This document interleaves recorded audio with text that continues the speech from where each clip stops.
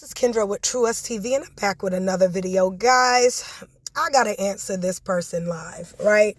Because this person wrote me a long paragraph, and I'm going to simultaneously break this little thing down. So he wrote to me on my previous video about why not date black women. And he goes, in a response, I responded to him because I let him know a couple of things, but I had to, let me make sure this is the right one. This ain't the right. I could respond to both, but that's not the one. All right, so I asked him a question. Define what you think feminine is. You said nurture. What is the natural characteristics of feminine? Can you tell me? Right? This was a legitimate question. And so this guy right here at, I don't know how to, no more, I don't know how to say his name, but this guy. Okay, no more U6451, right? I'm going to answer your question on this. I'm going to respond on this. So he goes, nurturing is one which is like, so he's telling us that one of the qualities of feminine is nurturing. Nurturing is one which is like taking care and tending to things, which is why women are better for infants to children, maybe about till age 7 to 9, and then dad's influence become more needed with the teachings and enforcing of discipline and teaching them skills and how to do or fix different things. All right, I'm just going to stop at that part because I wrote to him and I said, I don't know where y'all men get rule books from. I don't know who wrote the rule book. God didn't. I read my Bible. Who told you that men are not needed or only needed after a child is what, 9? So you mean for the first 9 years of that kid's life, it don't need daddy to teach it or influence it in any way until it turns 10? Are you out of your rabbit? Who wrote y'all men rule book? Who? When did, like, who wrote it? Who told you that? I never understand where men get some of their parenting tips from. Who told you that they're not? Who told you that only women needed to be nurturing? How is it? I'll give you an example. On Animal Planet, you even see the male animals. Even nature knows that men are to be nurturing. Who, even Jesus Christ, a man in the fleshly, a man, when he came into flesh, said, suffer little children, come unto me. Nurturing. Who told you that men don't nurture? Who told you that that was only an attribute that a woman possessed? Let me clear something up because I had to touch base on this. Let me explain to men, you are to do the same thing that a woman does, the same thing. You are to parent the same way. There's no difference between you or me. The idea that women or girls are come out of the womb already knowing how to nurture anybody is insanity. I don't know what is not taught. If I am taught nurturing, I will be nurturing. You understand me? I don't know that just because I haven't. As a matter of fact, that baby comes from your sperm. That baby was in you before it could ever be in me. Men are born with all the babies they're ever going to have in their lifetime is in their penis from the moment that embryo turns into a male. It's all there. You place that baby inside me and what is the word I'm looking for?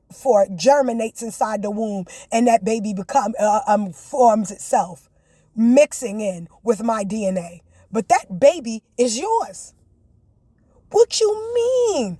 For the first years of its life, from infancy to 9, the influence of the father is later. No, what you did was put the responsibility on the woman for all those years so that you don't have to emotionally be available for that child. That child needs both mother and father to be mentally, spiritually, emotionally, and physically there for it. For that child to be a viable person on this earth. It needs both mother and father to be that. Not one, but both. And I'll give you an example of why. Because when a father lives at home, right? Some of y'all fathers who be like, I live with my kids. I'm with my kids. Okay. Are you truly? Are you with your children for real? So you know all about your children. Their ins and outs, their ups and downs. What makes them happy, what makes them sad. Right? You know they teachers, they friends. You know everything about that child. Does that child know about you? You speak to that child on a regular day basis? Or the only time you interact with that child is when you're angry, when that child needs discipline? Because a lot of y'all fathers think if y'all live at the house with that child and just showing up is enough, and that's a lie. And we're tired of that. You need to be as present as the mother. The mother needs to be as present. Y'all both got to be presented in that child's life, interacting with that child in every way. The child needs both influence, both male and female. And I don't care what gender the child is. Nurturing is needed from both mother and father. You know how many fathers I see hold their sons and daughters' hand? They need both parents to nurture them, not one. That's why you will have a father. Okay, that's why you will have a father in the home and the children still turn out like they raised by a single parent. Cause daddy at home, he is, right? He's with mommy, whether they married or, got that county marriage where they done been together long enough. Daddy there, right? And he there, he eat, he sleep, he poop. All right, maybe wash some dishes here and there, maybe vacuum here and there, put the dogs out, maybe take out the trash. He may even work, cook, clean sometime, but he don't talk to any of his kids. He don't interact with none of them. Only time he say something to them is, Billy, do your homework. Jordan, pick that stuff up off that floor. Man, go to school. Get there on time. The only time he say anything to his kids is in a disciplinary interaction. But he don't talk to them. He don't get to know about their day. And then they be like, well, what about my day? What about it? If you talk to that child will be interested in what you got to say. If you talk to that child like they somebody, that child will interact with you correctly. See, the problem with a lot of y'all men is y'all treat y'all children even how y'all treat y'all women. You don't think that much or value women for real. You do the same to kids because you think you hot stuff. You think you so interesting. And I'm not saying this is all men. I'm just talking about the men whose right needs stuff like this. And so you think you so hot stuff. You think less of, they ain't got nothing important to say. You think what you got to say is important? Do you really? You really think that high of yourself? See, y'all too, you don't have no humility. You two up here. You think so high everything you got to say. You think we want to hear about boxing all the time or sports or with the racing or football. We don't.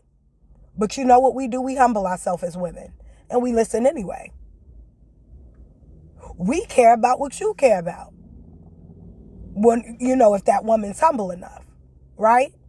I'm not saying every woman's humble enough, but a lot of women humble themselves to like what you like. She hates football, but for you, she'd like it.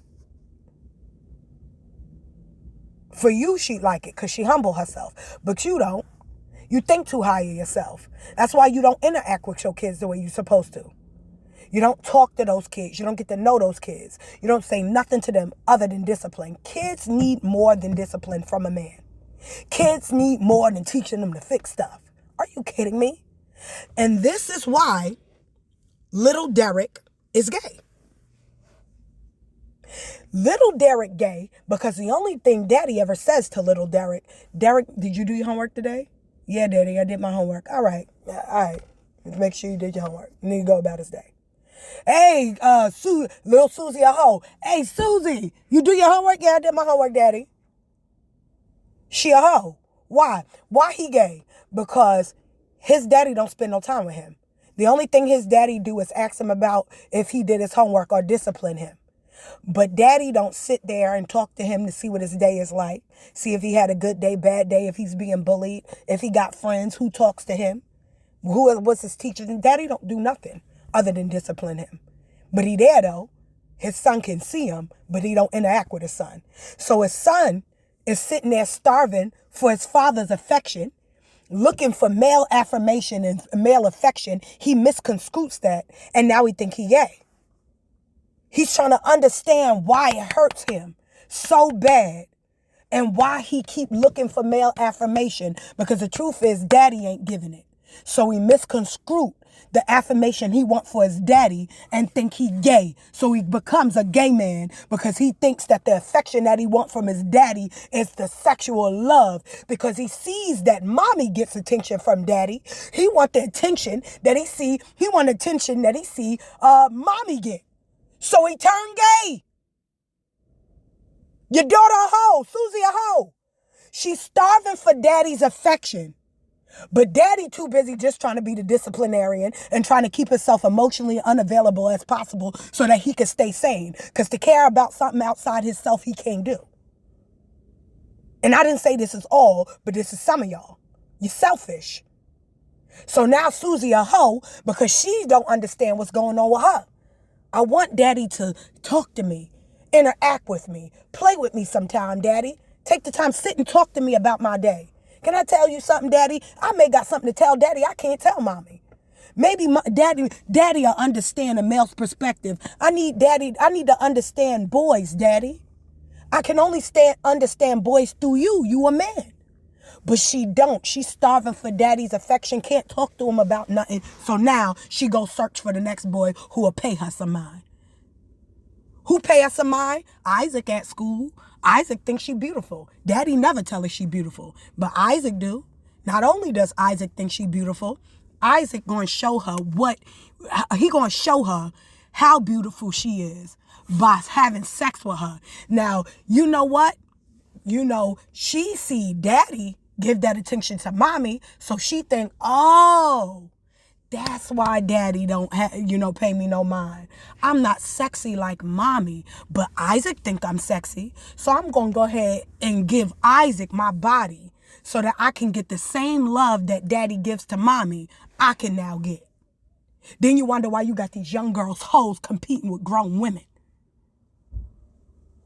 We need men to nurture us too, sweetie. Come on. I don't know who wrote y'all men rule book, but unwrite it. I done seen it all and heard it all, believe me. Now, I don't know everything, but I know this for certain. One thing for certain, two things for true. One of my best friends was a man, and he was gay. And he was gay, and he explained why he was gay to me. And I saw it in him. Before he said it, I saw that it was something that was missing. And I told him. But when he solidified it by saying it's because my father didn't pay me no mind. He didn't pay me no mind. He's still looking for daddy affection. Still looking for it. Sad part is daddy ain't going to give it because daddy too selfish to think about somebody outside himself. Anyway, this is Kendra with Trust TV, y'all. Stay up, stay blessed. Put God first above all else. And I'm going to do a second part, y'all. So stay tuned for it. Peace out. Bye.